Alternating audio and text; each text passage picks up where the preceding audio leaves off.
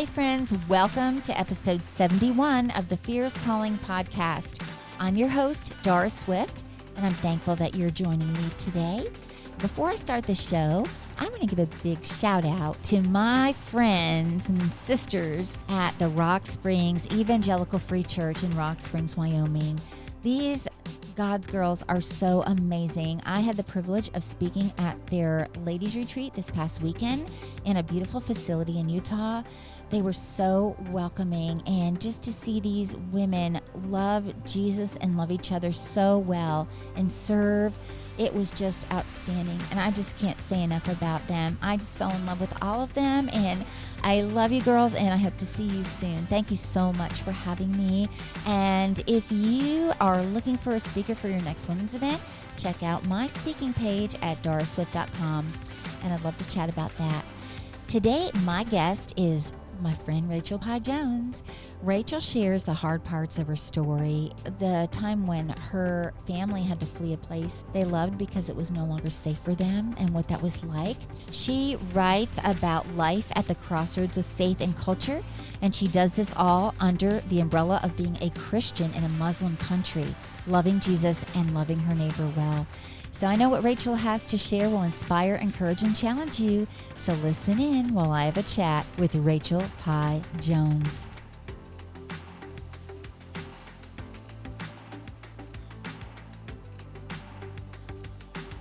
Hello and welcome to another episode of the Fierce Calling podcast. Today I am welcoming my friend Rachel Pieh Jones. She writes about life at the crossroads of faith and culture for the New York Times, Christianity Today, Runner's World, and more.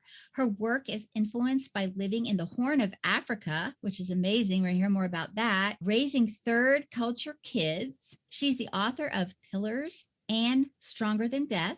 And you can find her at rachelpiehjones.com, and we'll talk more about how you can get in touch with her and connect with her near the end of the show. So be sure to stay with us through the entire time so you can hear those details. So welcome to the show, Rachel. It's so great to have you today.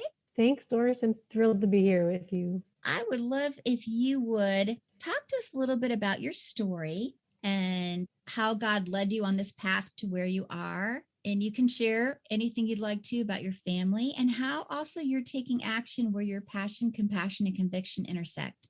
Sure. So I feel like my life story or experiences kind of answer that question a little bit, but I can be more specific towards the end of just explaining how on earth I ended up in the Horn of Africa.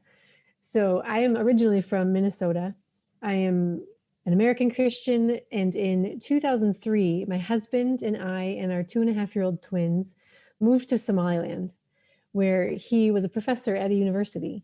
And so the reason that we moved there was because we had been living in an apartment complex in Minneapolis that was mostly full of Somali refugees. And we already had a heart to go somewhere else. We wanted to live and work somewhere else internationally in the world, but we didn't really know where. And so through those connections with friends in that building, they told us about a peaceful region of Somalia where this university was really just getting started, and they were actively looking for native English-speaking professors who could come and teach science and physics, which was what my husband's interest was at that time. And so because we had this invitation, we knew that Somalia was a big stretch. Coming from Minneapolis with 2.5-year-old twins, we knew that it was going to be hard, but having this invitation from local people who said, we want you here, you have skills that we need, we will help, guide your process and shepherd you into our culture. It felt like, okay, that's a risk that we think with faith we could take. So in 2003, we did that, made that big jump to the other side of the planet. And then we lived where he worked just until October of 2003. And at that time, the peaceful facade kind of was broken through some violence targeting Westerners. And so our organization told us, we can't keep you safe anymore. And also the university really said, we can't keep you safe anymore, you should go.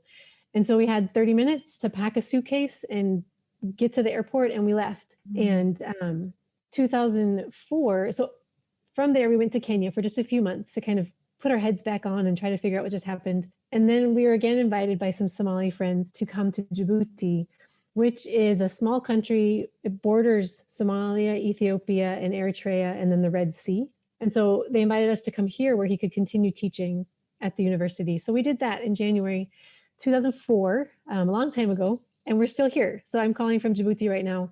And my husband continued to teach at that university until about 2014. And then he got his PhD in education. And then we launched a school of our own. And so we've been running that school for a while. And my focus for so many years was raising our family. We had a third child. She was born here. But I also was learning language, Somali and French. I was teaching English, doing micro enterprise loans. I started a girls running club. And I'm a writer. So I kind of freelanced all these other things that were combining my passion and my gifts and my skills with living here, with life here. So that's a kind of a long answer, but around the world, it takes a while to share all that. That is amazing. And I want to unpack a few things that you said. First of all, I think you had said that if I heard that correctly, there were Somalian people where you lived in the apartment complex in the United States, right? Mm-hmm. Minneapolis has one of the largest populations in North America of Somalis. And so they were our neighbors, just the people around us. Wow. That is really cool when you think about it, because, God calls us to love our neighbors. And then here's your neighbors who are where you were being actually called to go serve. And then they were here in the States. And then, it's kind of like, it seems God was like just unfolding all of this as that went along. And then when you went over there, it was really, as our pastor likes to call it, like adventurous faith, because we step out sometimes before we know what, I don't know. I guess it's part of sometimes our nature that we want to know everything. Like we want to know all the details. We want to know everything before we step and do something big. But for God, it's a little different, because it looks like first you put your toe in the water, and then everything will recede, or, it's kind of a cool thing. And then when you were sharing about you having just 30 minutes to flee for your safety, I love the fact that people there were looking out for your safety, and people there were telling you that they couldn't any longer provide for that or keep you safe, and knowing that God had you still moving to some other part of your call. What was that like when you got that message that you all had 30 minutes to pack? First, one thing that you said really struck me is that idea of that we are called to love our neighbors. And yes, in Minneapolis, my neighbors were Somalis, and I was their neighbor too. But then we came to Somalia, and it like flipped upside down. I became their neighbor, and they were loving me. And of course, I was loving them too. But it's just a different way of being neighbored when you're the outsider that I had never experienced before. Growing up as a white American Christian, I was in a very homogenous society until I moved to this apartment building. So then becoming the neighbor that needed to be welcomed and needed to be even protected, that was a very humbling and faith growing experience. It was challenging, but quite good for us. So I just wanted to say that about the value of being neighbored, and letting people who aren't like us neighbor us and love us well. So yeah, to answer your question specifically, it was really hard. We had put a lot of work and effort into moving to the Horn of Africa. It took a lot of preparation and planning and, convincing of people that this was a good decision for our family.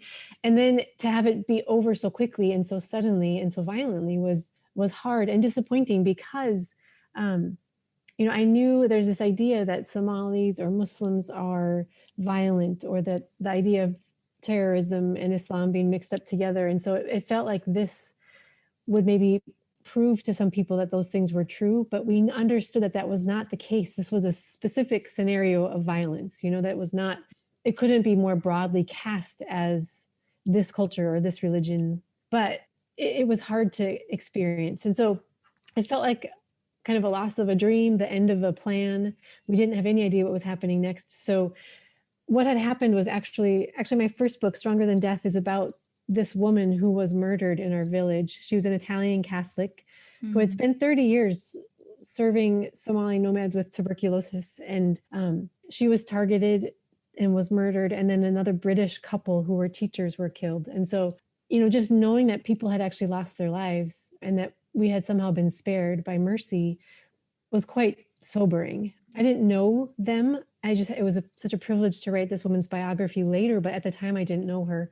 And we got the call from one of our coworkers in the capital of northern Somaliland. And he said what had happened. And he said, you need to pack a bag and leave right now.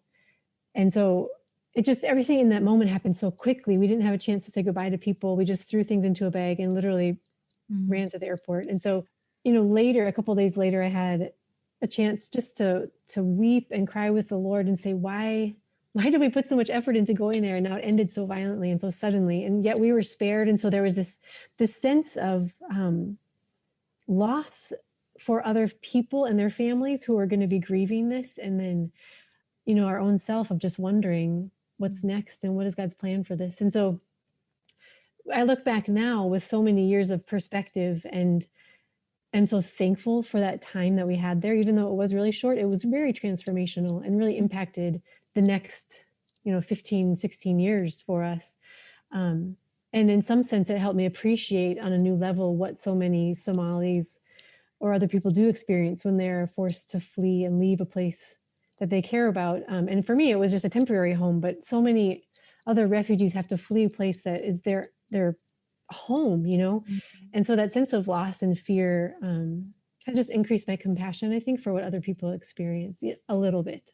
Yeah, that's a great point, that you can see how a whole different people group experience something that we never have had to experience here in the United States in certain parts. I mean, there's always different things that go on even in our country that are threatening and those kind of things, but it's just eye-opening, right? And I love how that, how you explained all of that. And the term that you used earlier where you said you were being neighbored. I had not ever heard that described that way. And I love that because it did flip it. You were loving your neighbor and then they were loving you as their neighbor and you were being neighbored. And that is really awesome. And it seems like it's a way that God shows us that his ways are higher and there's things so much bigger than we are, but yet our world isn't as big as sometimes we make it out to be, like that it's overwhelmingly too large for us to reach people, when he just shows us, okay, well, here's your neighbor here are going to be the same people that are going to neighbor you when you go to their country, and how it is a different culture change, right? So that, okay, so then your Somalian neighbors that were with you in the States, they were living in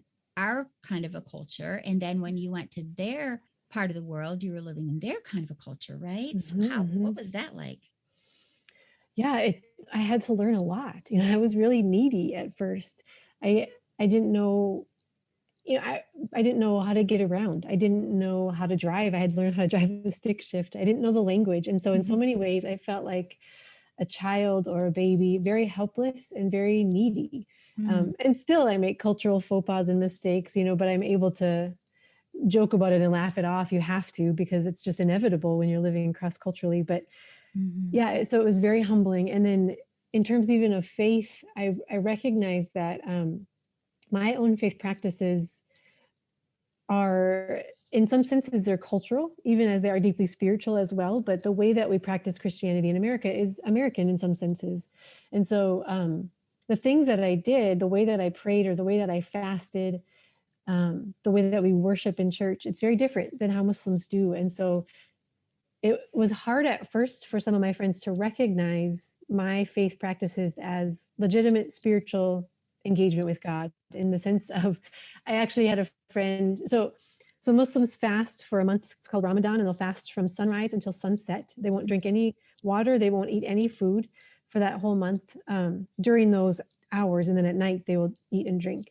And so I was fasting, and I was doing it for several days in a row where I was only drinking water, and I wasn't breaking the fast in the evening. I just went straight through with no food. And so my local friends, one of them eventually told me she was very worried about me. And she said, I think that the way you're fasting is sinful. And we had a great conversation about it, of just how, why would she say that? and why was I fasting in this manner? We don't fast the same. We don't have the same motivations for it or reasons for it, but we do both fast. And so we could, we were trying to connect, and she was trying to understand, but it was just so different from what she had experienced. And so we ended up having, like I said, a good conversation about it, but it revealed to me some of these ways of how I just had to ask myself questions. How can I communicate that I have a vibrant spiritual life in ways that would actually make sense to the people around me who have had such a different kind of way of practicing their faith? And so both culture, faith, language, all these things were, I had to sort of relearn. I mean, I didn't relearn the doctrines of my faith and the foundations of them. Those are things that I have held to all these years, but I have relearned different ways of talking about it or practicing it, if that makes sense. Yes, that is fascinating. And I really want to bring out how you were talking about the way that you worship God, the way that you partake in that different forms of worship, or how you were fasting, look different to someone else, but that you had a conversation about it. And I think that's so important, because right away we're quick to just judge that people are doing something wrong. Like, you're not doing that the right way, and you should do it this way, and that conversation opens doors to help others understand, well, this is why. And, like you were saying, it's cultural, even in the way that we do things here in the United States, how we partake in our worship services and things like that. So that was really interesting. And I love that you had that conversation. And it's going to encourage someone today too, because I know that there's someone out there listening today that feels misunderstood, uses these things to open our eyes. And, the fact that too, you were talking about how you had to flee quickly and leave for the safety of you and your family. And though things felt unfinished, and it just reminded me of the scripture that says to us that he who began a good work in us will he will complete it until the day of Christ Jesus. He will complete it. And so the work that sometimes we do that might feel unfinished is really finished in God's eyes for that particular season and moment and place. And then he continues it. It's like a continuation. But I can see how that could be so hard not to be able to say those, goodbyes, or properly exit a place, since it's so quickly done.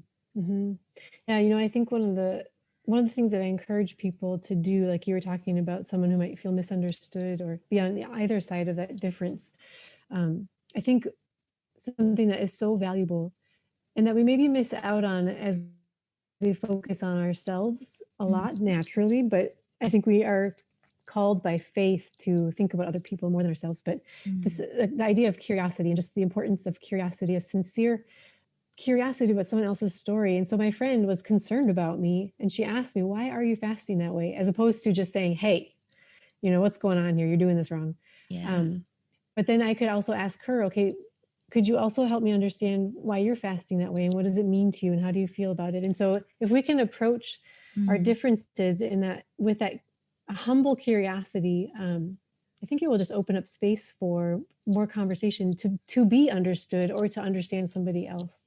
Yeah, those are great points right there. And it is a vast difference when someone is approaching you with compassion and concern, and they really have your best interests in mind, instead of just being critical about things. And sometimes we have to step back and let our defenses down a little bit, because we could feel like someone's being critical when in actuality, they're just concerned and want to know more. And two, worrying about, how we're treating our bodies or things like that. And people could have something to say about certain things that we might do, but mean well and don't mean it to be critical. So thank you for bringing that up. That's really important to remember as we interact with people, and just love people. And, as Christians, as followers of Jesus, we can see other people through his eyes, through a biblical worldview lens, no matter where we are in the world. So that's so important. And I love the work that you were doing with the girls. If you could expand on that a little bit and tell us about how that got started, and and what that's all about. Sure. So I used to hate running, but in 2007, another American convinced me to run with her. And I just loved spending time with her so much that I kept running so I could spend time with her. And then I fell in love with running. And so, this was a long time ago. And back then there weren't very many women in particular running here. It's a safe city, a safe country, and I'm free to run. But there just weren't that many. And so we ended up going to the national stadium, and they let us come in the afternoons to train. And when I was there, I saw there were a few local girls who were running at the stadium, and there was teams and clubs for boys to run, but there wasn't any that was just for girls. A couple of girls were welcome on some of the teams, but they really didn't want girls. We actually asked one of the men at the stadium why there wasn't a team for girls, and he said they're too much trouble. And we said, well, maybe there should be one. And he said, well, why don't you start one? And so this other American that I was with, she's a wonderful ideas person and a go-getter. And she was like, okay, let's do it. And so in 2008, we launched this all-girls running club called Girls Run 2 with the number 2. And we just took girls on for training. And the focus has been ever since then to keep these girls in school. A lot of them come from families who just can't afford to keep their girls in school, or they haven't kept them for whatever reason. And so in order to be on the team, the girls have to be in school. And we have provided them with shoes and sports bras and T-shirts and things like that, as well as transportation funds to different races. So in the early years, I was pretty engaged with that team. Eventually, we did pass it off to various coaches over the years. And so one of the early coaches was actually a former Olympic sprinter for Djibouti. And then now the coach actually is a girl who joined the team in 2010. And so she's stuck with it. She graduated and she now is the coach, which is really amazing to watch her and to be a part of her life story for so long, from when she was, a kid, and now she's a young woman coaching the team. And so they still train, they still compete, and they still keep the girls in school. And there has been more and more normalizing of girls running. And so not just girls, but also women. There's this idea, if a woman runs, that we risk damaging our reproductive organs. And I've even been told that my uterus might fall out. Oh boy. Yeah. That'd be awkward. So, right? I could always just catch it, I guess, and pop it back in. But right. Or that if you run, you won't be able to have babies, things like that. And so as a mother who runs, I just feel like even that is an example of, our bodies can do this. And I don't run fast, but I can do it. And so the girls have just continued to more and more normalize that this is both good for their bodies, but also good for their sense of community. They belong on this team. And so it's provided a sense of unity and community in the neighborhoods where these girls come from. And then, they challenge each other, and they also help each other to stay in school. And it's been really fun to watch the team grow. Wow, that is so beautiful. I love that story. And, just think about the life-changing transformation that took place in the lives of these girls because someone took an interest in them and thought that it was important, and that, that they should be able to do these things, and their lives have value, not just because they run, because even if they didn't run, they still had value, but someone to take the time to do that. And you just wonder what the trickle effect is, and how it's similar to discipleship, when we disciple someone and then they in turn disciple someone else. And now that you're seeing the fruit of what began as a question, why aren't girls running? And the whole mindset of they're too much trouble, and dispelling the myths of our bodies falling out and parts of us just coming apart as we run. Yeah. So that was important to show other people that no, we can actually do this. It was a breakthrough, really. At sport, I feel like sport and faith have so many ways of intersecting, and just how, we see that in scripture, but we also can feel it, that God made my body. And so to be able to use my body physically and to feel all the sweat, it is hot in Djibouti. And so that, or to to feel the dust and to feel the rocks under our feet. Like it's all part of engaging in the world that God created and the way that he made us. And so for me personally, I find it almost like a spiritual practice, but then also just to connect in that way with other women and to help girls experience that also in their bodies. I think there's a lot of value in that. Yeah, that is really encouraging too. And I know there's a listener out there that is right now struggling, with wanting to find some way to move their body, to exercise. And I know I deal with that too. And this is just another way to look at it. If we look at it as a form of worship and also a form of fellowship or womanship or however we want to say that. But I feel like what you brought out are very important points to see that it is so very connected and spiritually connected. And, when I walk or when it's hot, I'm the one that is like drenched. I look like I just took a shower and then the person next to me is all calm, cool, and collected. They're not, they haven't broken a sweat yet. And I'm like looking like I just swam an Olympic sized pool. And when we think about it, our bodies have been created to cool off, our temperatures, and it's a cleansing. There's just so much more deeper things in doing these things than it being like a drudgery or an effort when we look at it from a different point of view. So thank you for bringing that up. I think it's important in the way that you were talking when you first started running, that it was something you didn't really like, but because, you got a chance to spend some time with this friend, and then you fell in love with the running part too, which is really cool.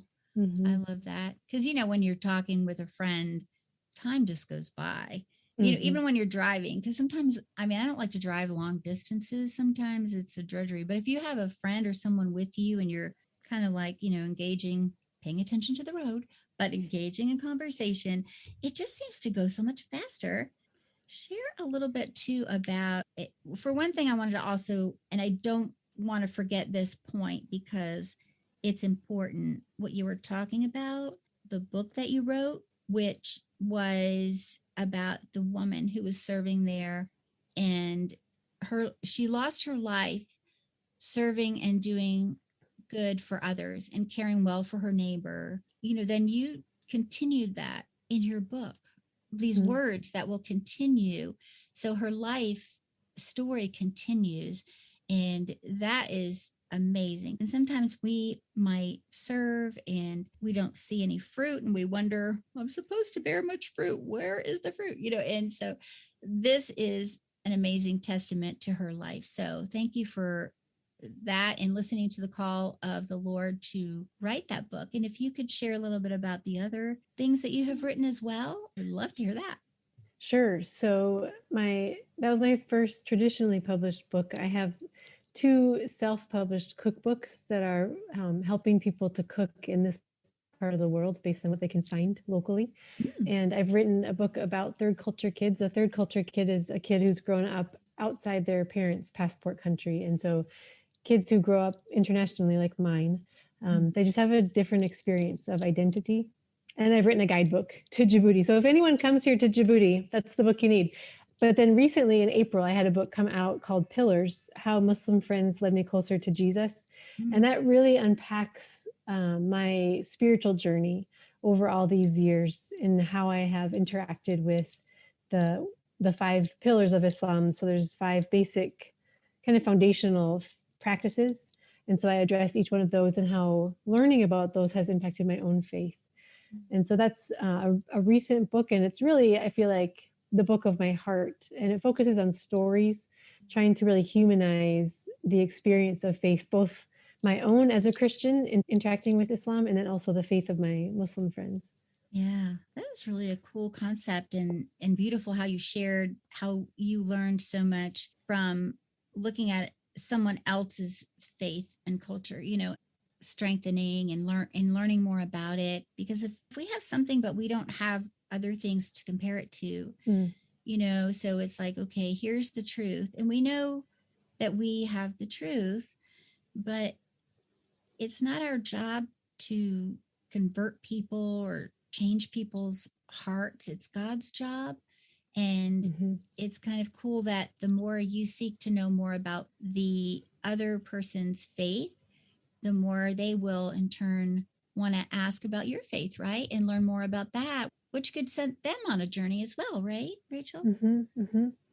Yeah. Yeah, I've had to really ask, do I believe these things about Jesus and about the Bible because that's what I grew up around? Mm-hmm. Or is it because they still hold when I'm in a place where that's not the pervasive culture and ideas around? And so by contrast, like you said, by other people asking me questions, by looking at contrast, and I've had to look back at my own faith and say, yeah, I really do believe that. I really do love those truths. And so it's definitely made my faith actually grow instead of feeling threatened by a different religion or nervous about engaging or something like that. I've really appreciated what it's done for my own faith. Yeah, that is amazing. I love that. And it just, yeah, we need not be fearful of interacting with someone who believes something different than we do. Mm-hmm. Like I used to say, sometimes I would be defensive, about my faith, and I would not understand why this person wouldn't see this or understand or believe. And then when I started moving toward learning more about apologetics and how it's a defense of the faith, but it's not being defensive. It's having conversations of faith, like you were talking about, faith conversations, just to learn. And there could be things that we could clear up, misconceptions that people might have not understood correctly. But also, I love that you found a deeper sense of faith when you question it. And it's okay to question whether we believe something or not. And God is fine with that. And he's like, yeah, ask away. Seek and you shall find, right? Yeah, you can handle it, right? Yeah. Yeah, I think a grounded faith can make us loving and brave to reach out. And so I also went to a public school all through my life. And I would say also at the University of Minnesota is where my faith really deepened, because you have to decide, is this what I want? Is this really what I want? And it's a more conscious and more visceral type of decision. Yeah. And it's so powerful making the choice because he wants us to choose. He's already chosen us. When we choose, that is a powerful thing. So I have just enjoyed this conversation. And I love that you brought out your children have been raised in a different culture, how that is for them, and that you've written about this, which is a wonderful guide, which people can read when they go to different countries. Some might even be called not necessarily on, a journey of faith, but some may be called to just work in another country or, and so they can read about what you've experienced, and that will be a great help to them. Because I think that is important to remember that not every child is born in, like you said, their parents' passport country. So it is cool for kids to be exposed to different cultures and find their faith and be grounded in that too. So thank you for sharing that, Rachel. And please feel free to now share how our listener can connect with you and any last thoughts that you have for the listeners. So the best way to find me is my website is rachelpiehjones.com. And I'm on all those social media places with that same handle, Rachel Pieh Jones. And I also write a newsletter on Substack. And so again, Rachel Pieh Jones on Substack. And I have links to all the things on my website. So you can just go straight there and find the books and find my newsletter, new essays and updates and all that kind of stuff. So yeah, Rachel Pieh Jones with an H on the end of Pieh. Great.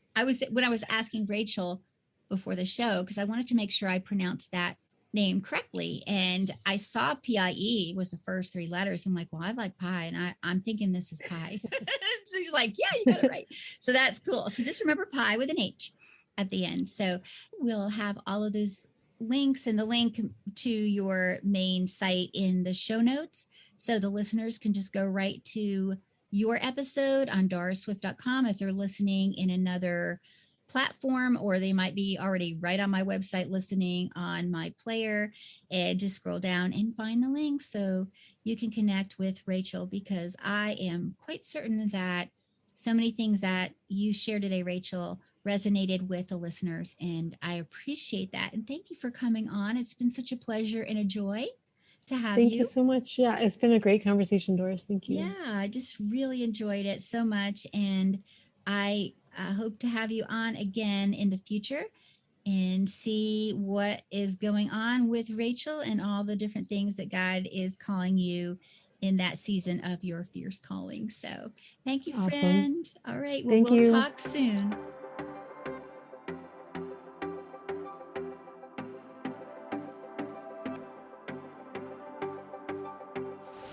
Friends, thank you for listening today, and I hope what Rachel had to share encouraged and inspired you, because what an amazing story.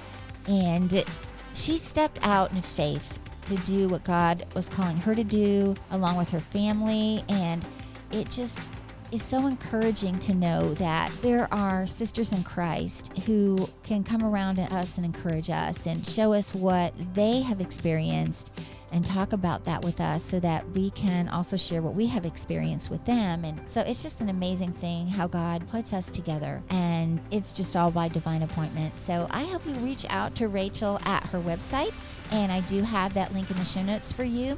And I would also love to connect with you.